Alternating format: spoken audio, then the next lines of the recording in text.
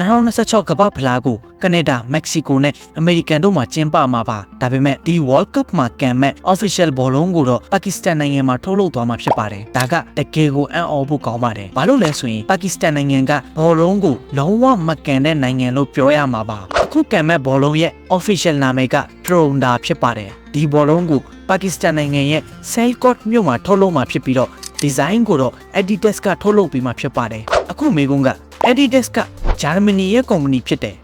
World Cup ကမြောက်အမေရိကမှာကျင်းပမှာဖြစ်တယ်ဒါပေမဲ့ဘောလုံးကိုပါကစ္စတန်မှာဘာလို့ထုတ်လုပ်ရတာလဲဆိုတဲ့အကြောင်းအရင်းကရိုးရှင်းပါတယ်ပါကစ္စတန်နိုင်ငံရဲ့ Sialkot မြို့ကိုဘောလုံး manufacturing ရဲ့ global capital လို့တောင်ခေါ်လို့ရပါတယ်ဗြိတိရှအုပ်ချုပ်မှုခေတ်ကလေးကအာရှတိုက်မှာ Sialkot မြို့ကဘောလုံးတွေကိုဈေးချွတ်ချို quality ကောင်းကောင်းနဲ့ထုတ်လုပ်နိုင်ခဲ့ပါတယ်နောက်ပိုင်းမှာတော့ပြတ်သွားတဲ့ဘောလုံးတွေကိုတော့ပြန်ပြင်ပေးနိုင်တဲ့ scale တွေနဲ့ production တွေဖြစ်လာပြီးတော့ ecosystem တစ်ခုလုံးကိုတောင်တည်ဆောက်နိုင်ခဲ့ပါတယ်ဒီနေ့မှာတော့ Sialkot ကနေ international brand တွေရဲ့ football တွေကိုကမ္ဘာတဝန်းကိုတင်ပို့နေပါတယ်ကမ္ဘာပေါ်မှာအသုံးပြုနေတဲ့ဘောလုံးတွေရဲ့ခန့်မှန်းခြေအားဖြင့်60ကနေ80%လောက်ကိုဒီနေရာကနေပဲထုတ်လုပ်တာဖြစ်ပါတယ်2026ကမ္ဘာဖလားကိုကနေဒါမက္ကဆီကိုနဲ့အမေရိကန်တို့မှာကျင်းပမှာပါဒါပေမဲ့ဒီ World Cup မှာကန်မဲ့ official ဘောလုံးကိုတော့ပါကစ္စတန်နိုင်ငံမှာထုတ်လုပ်သွားမှာဖြစ်ပါတယ်ဒါကတကယ်ကိုအံ့ဩဖို့ကောင်းပါတယ်ဘာလို့လဲဆိုရင်ပါကစ္စတန်နိုင်ငံက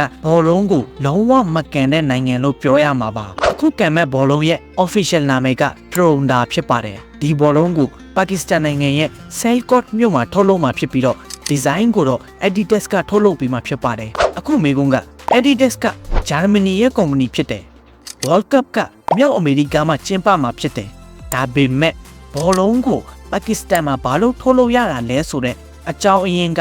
ရိုးရှင်းပါတယ်ပါကစ္စတန်နိုင်ငံရဲ့ Sialkot မြို့ကိုဘောလုံး manufacturing ရဲ့ global capital လို့တောင်ခေါ်လို့ရပါတယ်ဗြိတိရှအုပ်ချုပ်မှုခေတ်ကလေးကအာရှတိုက်မှာ Sialkot မြို့ကဘောလုံးတွေကိုဈေးချွတ်ချို quality ကောင်းကောင်းနဲ့ထုတ်လုပ်နိုင်ခဲ့ပါတယ်နောက်ပိုင်းမှာတော့ပြတ်သွားတဲ့ဘောလုံးတွေကိုတော့ပြန်ပြင်ပေးနိုင်တဲ့ scale တွေနဲ့ production တွေဖြစ်လာပြီးတော့ ecosystem တစ်ခုလုံးကိုတောင်တည်ဆောက်နိုင်ခဲ့ပါတယ်ဒီနေ့မှာတော့ Sialkot ကနေ international brand တွေရဲ့ football တွေကိုကမ္ဘာတဝန်းကိုတင်ပို့နေပါတယ်ကမ္ဘာပေါ်မှာအသုံးပြုနေတဲ့ဘောလုံးတွေရဲ့ခန့်မှန်းခြေအားဖြင့်60ကနေ80%လောက်ကိုဒီနေရာကနေပဲထုတ်လုပ်တာဖြစ်ပါတယ်